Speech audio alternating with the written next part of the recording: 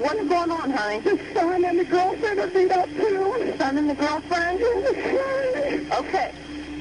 Oh my God, there's one in the living room too. Memorial Day weekend is usually a time for celebration. Think barbecues, graduation parties, a break from routine to really be with people that we love and just enjoy the weather and enjoy being around people. But in 2005, for one small Ohio town, that weekend turned into a nightmare. Inside two homes just a quarter-mile apart, police would uncover a scene so horrific that it left even seasoned investigators shaken.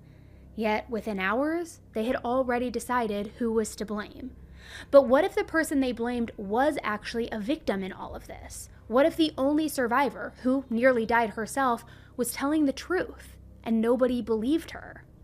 And I'm sorry to darken your holiday weekend, guys, but today I am covering one of the most brutal and least known Memorial Day massacres. It's a case with small town charm, farm life, and a graduation weekend that turned into a complete nightmare. And the deeper you go, the more you'll be asking, what really happened that morning? And why did the questions suddenly stop? I'm Annie Elise. Thank you guys for being here. Let's get into it.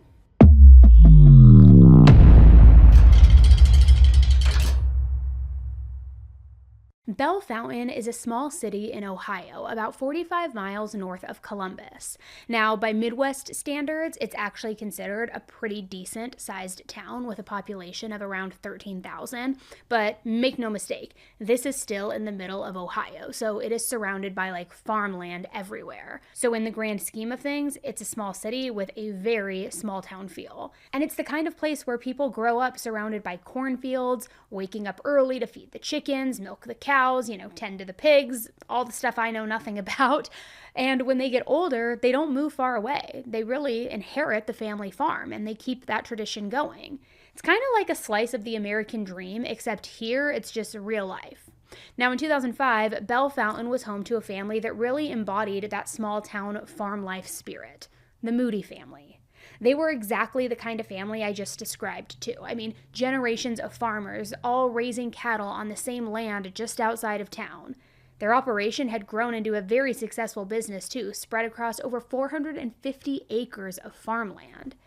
Now at the time, just the land alone, not including the livestock or the equipment, it was valued at around $850,000. Today, that same property would be worth close to $1.4 million.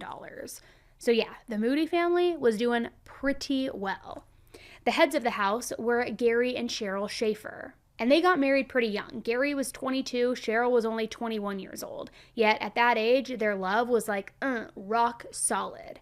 Now, Gary had initially made a name for himself in horse racing and breeding circles. He traveled across the country showing off his horses, earning both respect and recognition in that world.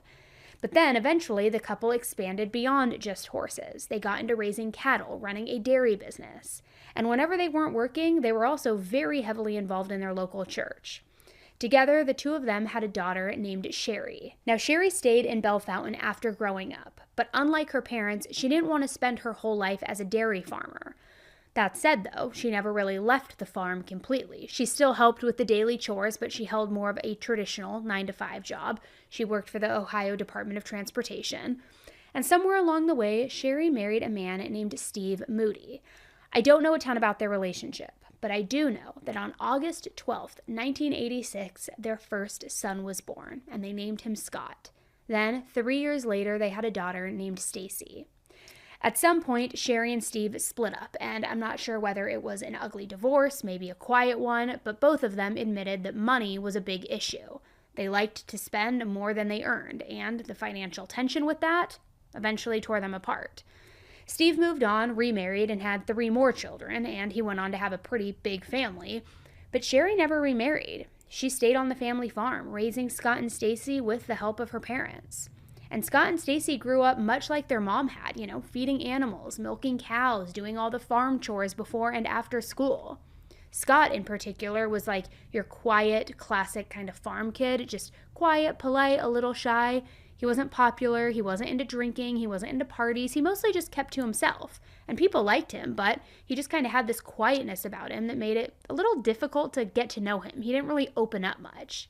However, there was one topic that could always bring him out of his shell, and that was farming. He loved it. He entered his livestock into state fairs, he did well in competitions, and he would talk about spending the rest of his life on that land, working on it long after graduation. As far as I can tell, Scott wasn't focused on college, which he didn't really need to be. I mean, let's be fair. His path was already clear. He was going to be taking over the family farm. He was even part of a school program that let him earn class credit for working on the farm. So Scott knew exactly what he wanted out of life, and he was already putting in the work to make that happen. So when graduation day rolled around on Sunday, May 29th, 2005, it wasn't just a big day for Scott. It was a proud moment for the entire Moody family. That year, graduation happened to fall on Memorial Day weekend, and Scott's family was so proud of him. They even bought him a personalized message in the graduation program. You know, when you get like the flyer and somebody rents out like a page or a half page and a photo and a tribute, something like that. And their note read, "Good luck and have fun, Scott Moody. Love, Stacy and Mom." Now, Sherry, Scott's mom, who was 37 years old at the time, wanted to make sure that her son felt celebrated. So the night before the ceremony, she threw him a huge party. Friends, food, fun. I mean, it was everything that you would hope for a milestone moment like that. Except it didn't stay that way for long. Because what no one knew at the time was that just a few hours later, that same farmhouse would become the site of one of the most horrific massacres the town of Bellefontaine had ever seen. It was Saturday, May 28th, the day before graduation, and Sherry had invited just about everyone to Scott's pre-graduation party. His friends from high school were there, a few family members, and two people in particular who would, unfortunately, become central to this story: his girlfriend, Paige Harshbarger, and a friend of his named Megan Karras. Now let's take a second to talk about Paige and Megan. Paige was just 14 years old, but she and Scott had a lot in common, especially their love for farm life. She too was a part of Future Farmers of America, a school club for students who are interested in agriculture. And they had actually only started dating about 10 days before this party, so it was an extremely new relationship. But still, she was there to support him and to celebrate his big night, his graduation. Megan, the other friend at the party, was 19 years old, and she was also set to graduate the very next day. So she wasn't just there for Scott, she was also celebrating her own milestone too.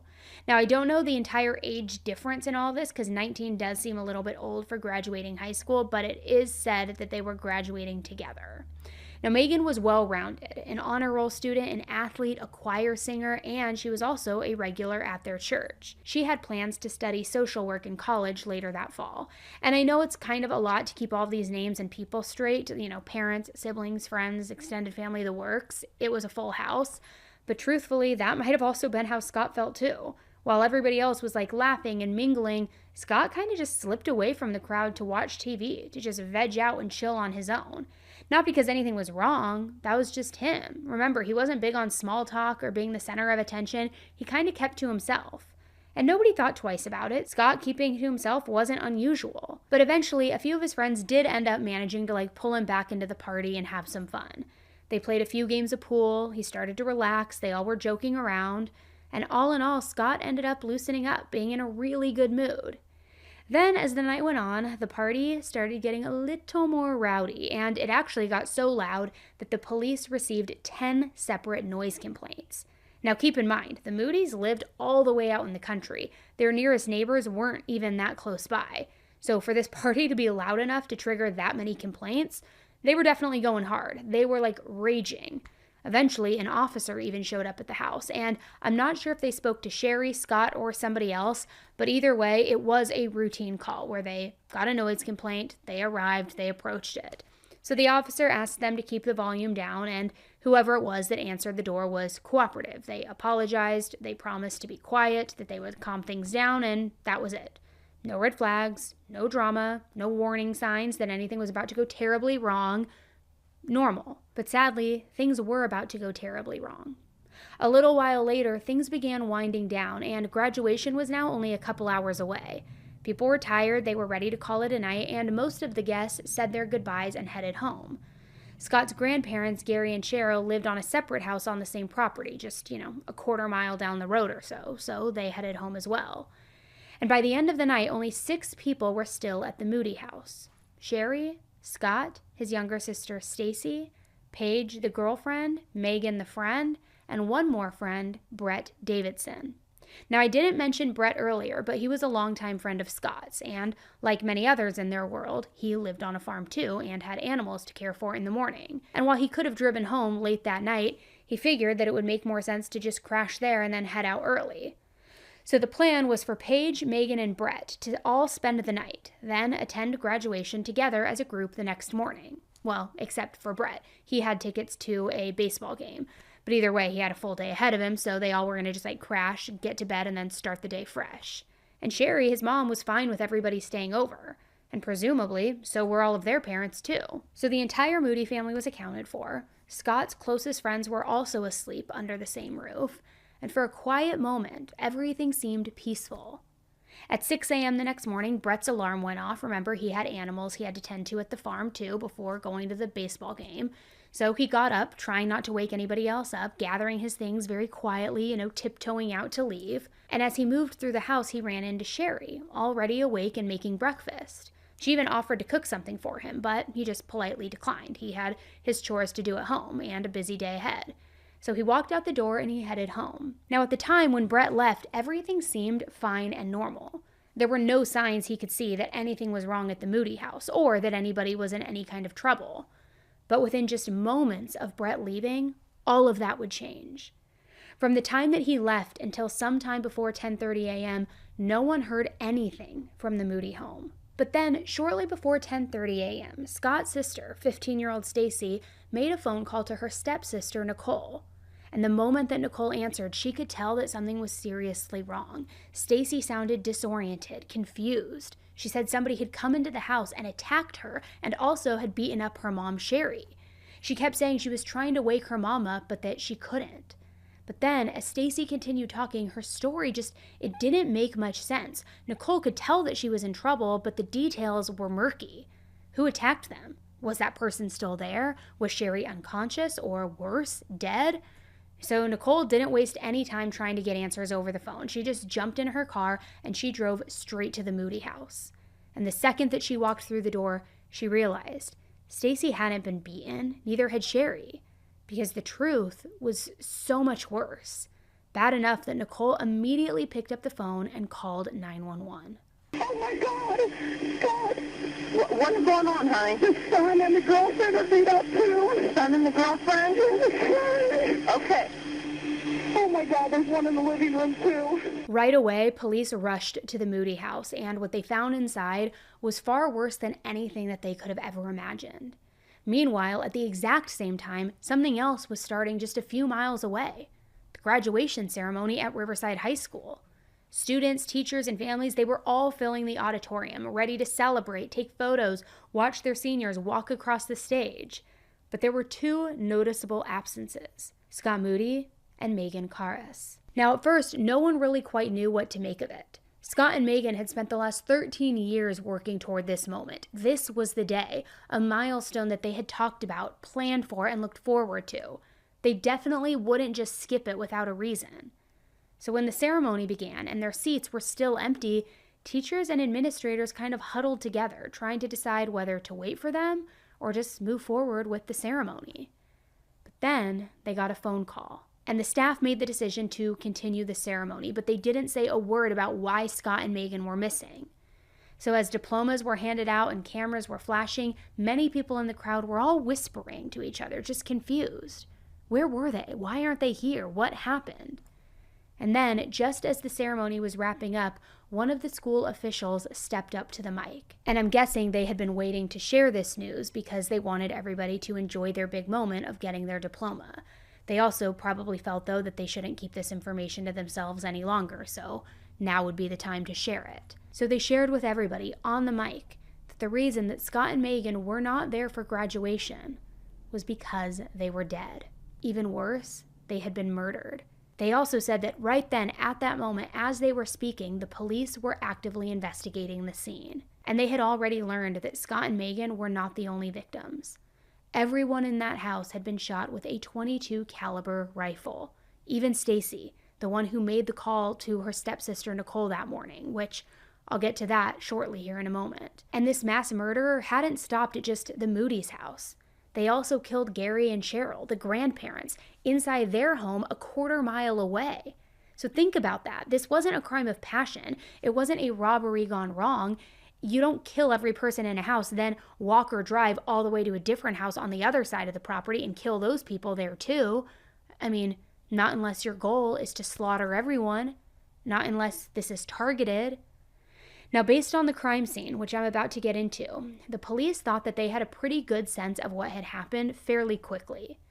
Their theory was that Gary and Cheryl had died first, that their murders were probably sometime between 7 and 10 a.m., although the investigators never managed to pin down a smaller window than that. The two of them were shot in the kitchen of their home, all while they were cooking breakfast.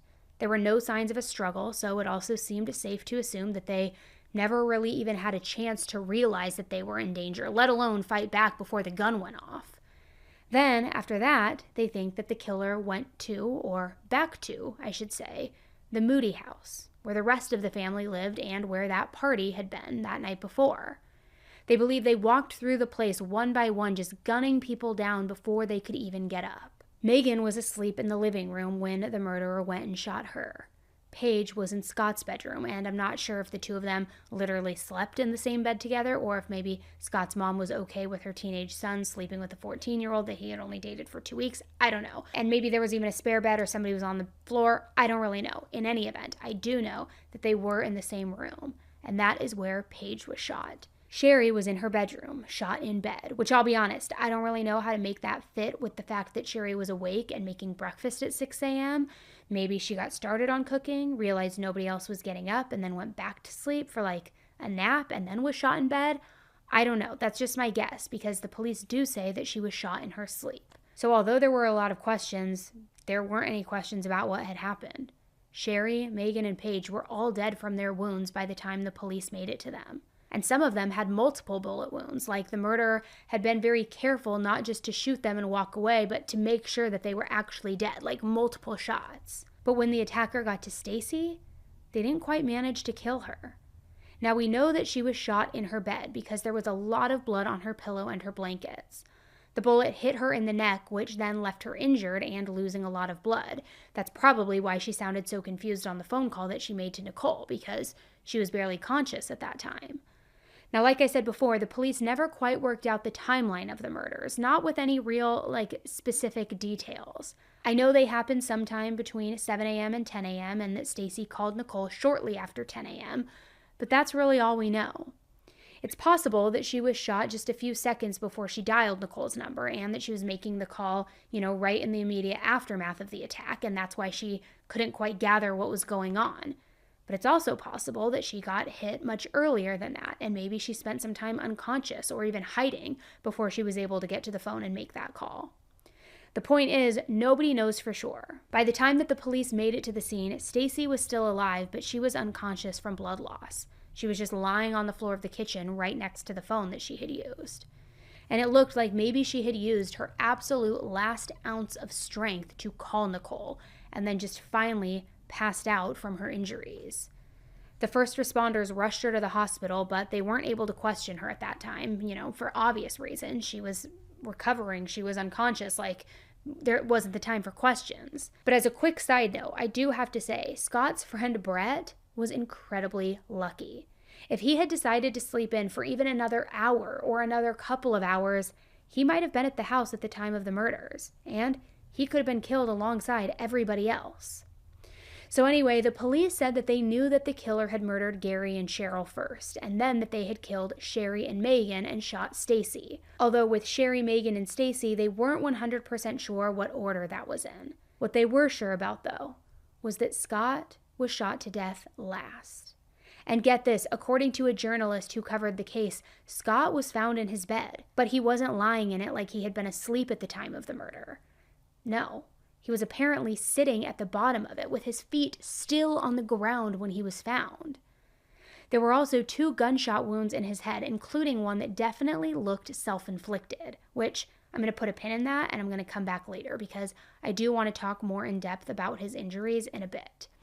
But I will say that the gun that was lying next to his body was the exact same kind of gun that killed all of the other members of his family and injured Stacy. and the way that it was laying was exactly how it would have landed if he had been holding it, then shot himself, and then died and dropped it.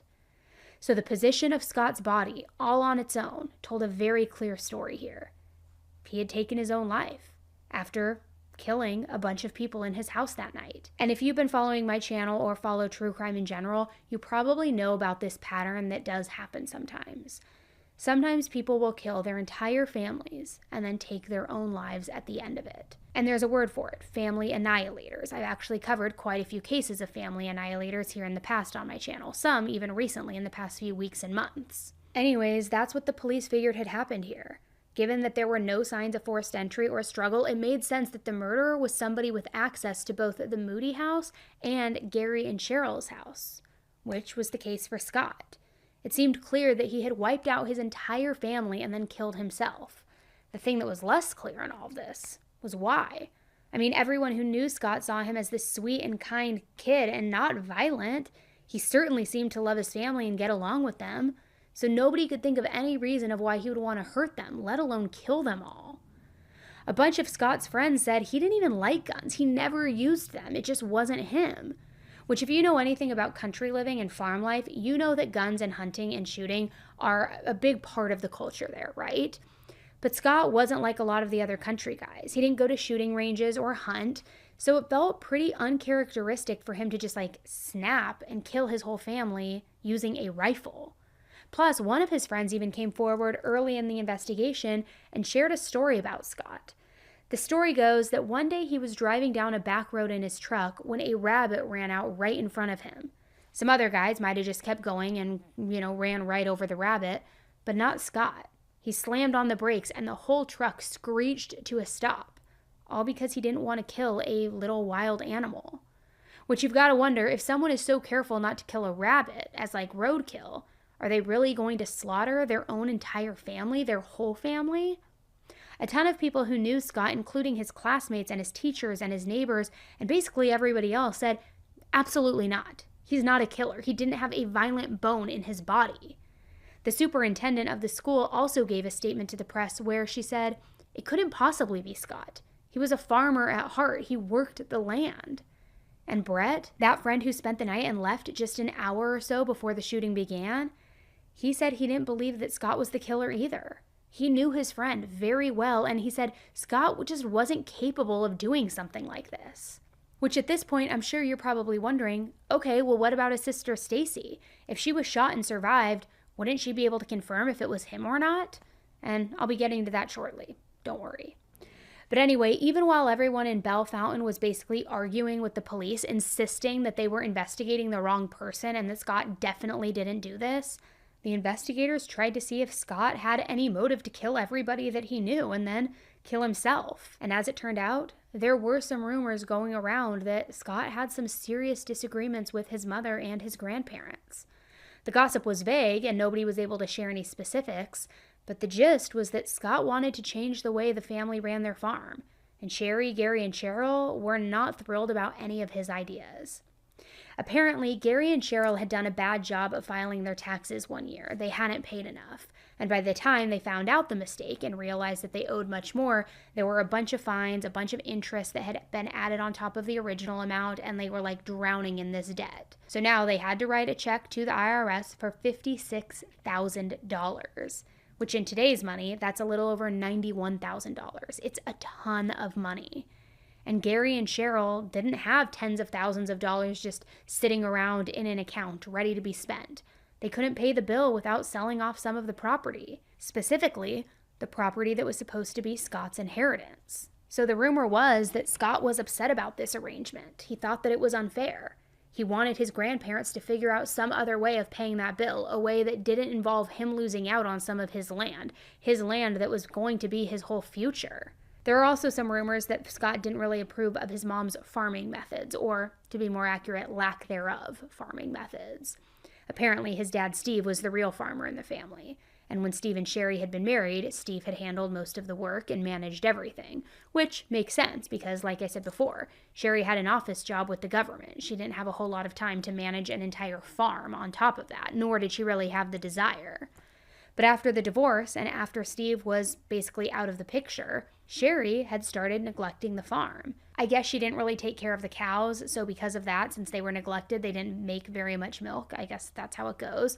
She also never mowed the lawn or pulled weeds out of the garden, and apparently the whole place was just falling apart. And apparently Scott had a problem with that because he wanted the farm to be successful. So now the question was becoming, did Scott really kill everyone he loved and himself because they didn't do a good job of taking care of some cows or mowing the lawn? Well, that's the only motive that anyone on the police force could come up with. That was it. And again, the people who actually knew Scott said that he would never kill anyone over something like this. Plus, the fighting in the family certainly never got heated enough for anyone to feel like their lives were in danger.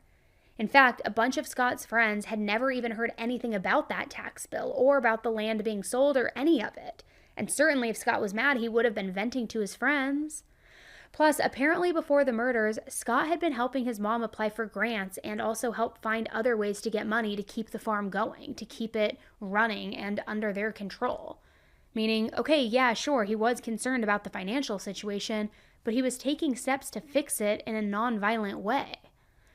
All to say, the police's conclusion to this whole case just made no sense whatsoever.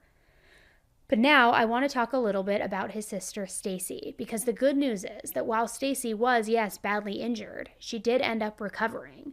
It took some time, but eventually she woke up in the hospital and she was coherent. Now the bad news is, the case against Scott had already officially been closed by the time the investigators got Stacy's statement. And I don't mean that the investigation was just slowing down, I mean, it was officially closed. No follow-up, no alternative suspects, no second guesses. The conclusion for them was simple. Scott did it. End of story, case closed, which to me is so unbelievable. Which, to be fair, we don't have a clear timeline of exactly when Stacy gave her statement. Maybe it was a few hours later, maybe it was a few days later. I mean, yes, she was injured severely, so the delay makes sense on a medical level. But still, they closed the case within hours or days of discovering a crime scene. That fast. So then, when they finally sat down to hear from the only surviving witness, they weren't even looking for answers at that point. They were just looking for confirmation. They weren't even asking what had happened. They were asking why Scott did it. And what they got was something that they did not expect. Or, I don't know, maybe they did. Because when Stacy finally told them what happened that morning, she flat out said, Scott didn't do this. According to Stacy, on the morning of the murders, she woke up and she saw someone inside her bedroom pointing a gun at her. But this person was not Scott. It was a man that she had never seen before, a complete stranger. Stacy said that this guy wasn't a teenage kid. He was grown. He had gray hair. He had a stockier build. Definitely could not have been mistaken for Scott, and was definitely bigger than Scott. And before Stacy could say anything to this guy, he just shot her twice in the neck. Then, just like what the police had suspected during their investigation, she laid in bed, bleeding out for a while. She was hurt. She also could hear gunshots in other parts of the house as she was lying there, so she knew that this man was now going after other members of her family. Then, after hearing all of this and lying there, she eventually mustered up enough energy to make the call to Nicole. Now, the point, according to Stacy in this, was that Scott was not the killer. He hadn't slaughtered his own family. He was as much a victim as everybody else in this. But unfortunately, the officers didn't believe Stacy's story about this gray-haired older man. They didn't even believe her for a second. It just did not add up for them. Which it's hard to say why Stacy would lie, and the police have never come out and given a good explanation for what her motive would have been in giving a false statement. It doesn't really track. I mean, if I had to guess, I would say it seems pretty likely that they thought that maybe she was trying to protect her brother, maybe try to make it look like it was a random stranger who was responsible instead of him, as to not tarnish his legacy. Or maybe they just figured that she was confused or misremembering. I mean, after all, Stacy had been through something very traumatic and something that had almost killed her. So maybe she was mixed up, or maybe even was having hallucinations from the blood loss. Who really knows? But they were sure this was Scott. But still, Stacy was consistent and very firm. She said Scott didn't do it. She even insisted on letting him have his memorial service and funeral at the same time as her mom and her grandparents because she didn't want him to be treated any differently or honored any less than her other family members. And the interesting thing is that the people of Belle Fountain apparently felt the same as her. There were more than 130 people at this funeral, and once it was done, a bunch of the attendees all piled flowers on top of all of the graves. Gary, Cheryl, Sherry's, and Scott's, not treating Scott any differently. Certainly not treating him like a cold-blooded mass family murderer. So everyone already believed Scott was innocent. And then here Stacy was, the one eyewitness, also saying he didn't do it. Everybody saying this doesn't track with his behavior, this isn't like him, he hated guns, he wouldn't have done this. And Stacy being like, I saw who did this, it wasn't Scott. And again, it's hard to say why Stacy would lie, if she was lying, that is. But there was also one officer who made it his mission to find out the truth. Or at least, that's what he claimed. This man's name was John Stout. And while he said he was trying to help, you'll see soon enough that he had his own reasons for getting close to Stacy. Reasons that had nothing to do with justice. According to John, it was clear that Stacy knew more than what she was saying, and he thought that he could get her to admit the truth if he got to know her better, almost like going undercover in a way. So from that day onward, he tried to be a sort of friend and father figure towards Stacy. He spent a lot of time with her too, talking about life, his hobbies, what he liked to do for fun. And John was 36 years old. But if anybody would ask him why he was spending so much time with a 15-year-old girl, kind of getting close to her, gaining her trust, he said he was just trying to be a good detective. He wanted to solve the case, and he also wanted to be emotionally supportive for a very young victim of a very terrible crime. Well, it didn't take long for John's true intentions to reveal themselves, because only about 3 months later, on September 30th, 2005, he made a move on Stacy. 36 and 15. Disgusting. He had picked her up from school, high school that is, and then John asked her if she wanted to hook up before he took her home. Literally, a grown adult man in his late 30s told this 15-year-old girl he wanted to have sex with her. And she said yes, which I have to just say, Stacy was young, impressionable, and she had been groomed by him for 3 months at this point, thinking he was a trusted adult, somebody who loved her, who was looking after her. She was still grieving her family. She trusted this police officer who was supposed to keep her safe. She probably thought that John really loved her and was going to take care of her, and that she had landed this amazing, caring, grown, mature boyfriend who could keep her safe. So she said yes, and this is going to get a bit graphic for a moment, but she told him that he could finger her and also perform oral sex on her, which he did. Now, this was obviously disgusting and wrong on so many levels, not only because Stacy was underage, although that on its own would have made John's actions totally vile and atrocious, but also because she was very vulnerable. She was grieving. She literally didn't have her mother, her brother, her grandparents, and she also wanted to clear her brother's name because she was still insisting that Scott was innocent. Which, imagine how alone and scared you would feel after something like this. Then, this person who was supposed to help you fight for justice, a literal police officer, preys on you, violates you in a sexual way instead. It's sickening.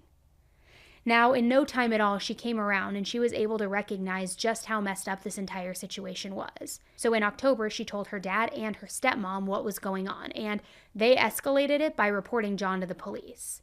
By early January, John had been put on suspension and was charged with public indecency, with the endangerment of children, with interference with custody, with contributing to the unruliness or delinquency of a child, and with 2 counts of sexual battery. Good on her for speaking up. His case ended up hitting a lot of delays, and in the meantime, he ended up getting fired from the force. But in the end, John ended up accepting a plea deal. He pled guilty to endangerment, and in exchange, all of the other charges were dropped. All of them, which is pretty infuriating, but it gets worse. Because while, yes, John admitted that he had put Stacy in danger, he didn't say how exactly. He didn't confess that it was wrong for him to groom her or abuse her or acknowledge that he was inappropriate with her and that is what was putting her in danger. None of that. Instead, he said that one time while he was driving around with Stacy in the car, he was tempted to speed. And that is what put her in danger. That was the child endangerment that he was admitting to. Now, of course, when Stacy spoke at the trial, she was very clear that what he had done was much worse than that. She even gave a statement where she said, "He knew just what to say to me. He said he understood how I felt. John S. took advantage of me at a time in my life when I didn't know what would happen next. My family was dead, gone forever, and John made me believe that he cared. Now his sentence, get this, his sentence was 90 days in jail and 1 year of probation. He also had to pay a $250 fine. That was it. That was it, which that plea deal does not sound fair to me, but it certainly does align with law enforcement protecting their own in certain situations. I will say that. And unfortunately, this wasn't going to be the end of Stacy's problems, because now she also had to go to court to work out the terms of her inheritance. And I'm not going to spend too much time on this part because I really want to get into why so many people believe that Scott was not the killer and what they say is proof behind that and who may have been. But I do think it's important to understand just a little bit of what Stacy was up against. Basically, she was the only surviving member of the Moody Schaefer family, and according to most of the wills, everything, the land, the assets, all of that was supposed to go to the closest living relative, which meant Stacy. But even so, the whole situation turned into a legal disaster. Some of the confusion had started long before the murders, after the death of Stacy's great-grandmother. Her will had been written in a way that left room for interpretation, and the family had already been trying to sort all of that out with lawyers for years. Then, after the murders, things got even more complicated, especially with the deaths of Megan and Paige, because their families could potentially pursue wrongful death lawsuits. But since Scott was no longer alive, any legal action would have to go through his estate, which meant that Scott had to legally inherit something so that there would be assets to sue. It was a very strange setup, and one that Stacy didn't agree with because, remember, she believed Scott was innocent, and she didn't want to see him treated like a criminal just because he wasn't there to defend himself. So she wasn't trying to deny Megan or Paige's family's justice. She just didn't think that that should come at the cost of her entire inheritance or at her brother's name. And when you step back and look at the full picture, it is pretty wild, right? I mean, this case had something incredibly rare, a surviving eyewitness. But instead of being believed, supported, or even taken seriously, Stacy was pushed aside. She was called a liar. And it made a lot of people wonder, was there more to this story than anybody was willing to admit? Well, a lot of people, including reporters who were completely impartial, thought the idea that Scott had committed a murder-suicide made absolutely no sense. I mentioned before that he had 2 head wounds, only one of which was obviously self-inflicted. The other one was behind his ear. So the only way for him to get hit at that angle was if he was holding this very long rifle behind himself, or reaching backward in a way and then pulling the trigger. Which technically, I guess it is possible, but it's awkward and unnatural and very hard to do. It's hard to imagine somebody killing themselves that way when there are much easier, simpler angles to fire from. Now, that gunshot from behind was the first one that hit Scott, but it didn't kill him. The second shot is what killed him, and that one went through his mouth. So that is the reason that police thought that it was self-inflicted, that he swallowed the gun. But get this, when the investigators found Scott's body, they also saw drag marks on his bed, like his bleeding body had been tugged from one area to another between the first and the second shot. Maybe somebody staging a scene? I mean, basically the only way for this to be possible and self-inflicted was if when he fired that first shot, Scott had been laying in the bed normally with his head close to the pillow and the headboard. Then, while he was bleeding, he supposedly dragged himself to the foot of the bed, and then that's when he gave himself the final wound. I mean, clearly a lot of people didn't buy that story. They didn't think that it was remotely believable. Instead, they thought it was one big rumor that had been going around Bell Fountain since the murders. It just didn't seem likely. It didn't track with everything that they knew about Scott, the evidence, the eyewitness account. None of it made sense. Instead, one big rumor that's been going around Bell Fountain since the murders was that the real killer broke in, shot Scott in the back of the head while he was asleep in bed, and then when that didn't kill him, they dragged him further down the bed and shot him in the mouth. Then left the gun there to frame him for a murder-suicide so that they would get away unscathed. And to be fair, that story also doesn't make a whole lot of sense either, because Paige was sleeping in the same room, and in order for Scott to be asleep when he got shot, he would have had to have slept through her murder as well. So, I don't know, a lot of it is very confusing. But still, if this was a frame-up situation, it was a sloppy one, because the crime scene just didn't make sense. Except then you've got to wonder, if it's true that Scott was murdered, And if it was so obvious that he didn't take his own life, wouldn't you expect the police to figure that out right away? Well, another popular theory is that the police did know who the real murderer was, and that it wasn't Scott. And instead, the investigators might have framed him to help the real killer get away. Now, one of those rumors has to do with a man named Joe Rosebrook, and if that name sounds familiar, it's probably because I did an entire episode about him on my podcast, Serialously. Now, if you haven't checked that one out yet, I highly recommend that you go listen to it after this. I will link it in the show notes.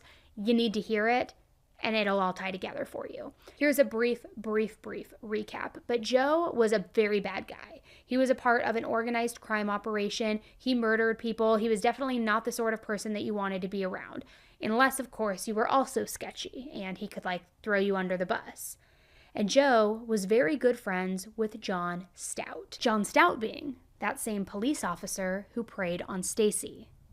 Joe has said on the record to anyone who would listen that John was dirty, not just because he was inappropriate to underage girls, but also that he was corrupt. He allegedly used his position as a police officer to help other criminals and other people involved with organized crime so they could cover up what they had done and get away with it. So one theory is that the Moody family was killed by someone, which I haven't heard any specific names get named, but there were a lot of unverified rumors going around that maybe Sherry or another member of the Moody family was a survivor of a sexual attack, and that the person who assaulted her might have been part of a powerful criminal organization. And as the gossip goes, and again, I don't have proof, this is just a rumor, but the gossip says that Sherry and her dad Gary wanted to fight back, that they went to the police wanting the attacker to be arrested and brought to justice. And allegedly John and some other like-minded officers were not willing to make enemies with the local mobsters over a single assault. So they say the police or somebody with the organized crime operation went to the Moody household and shot up everybody to stop them from pressing charges. Then the detectives purposefully botched the investigation and framed Scott so that nobody would ever identify the real killer or killers. Which, I'll be honest, I've heard a lot of outlandish things in my time. That one feels pretty far-fetched. Could it be possible?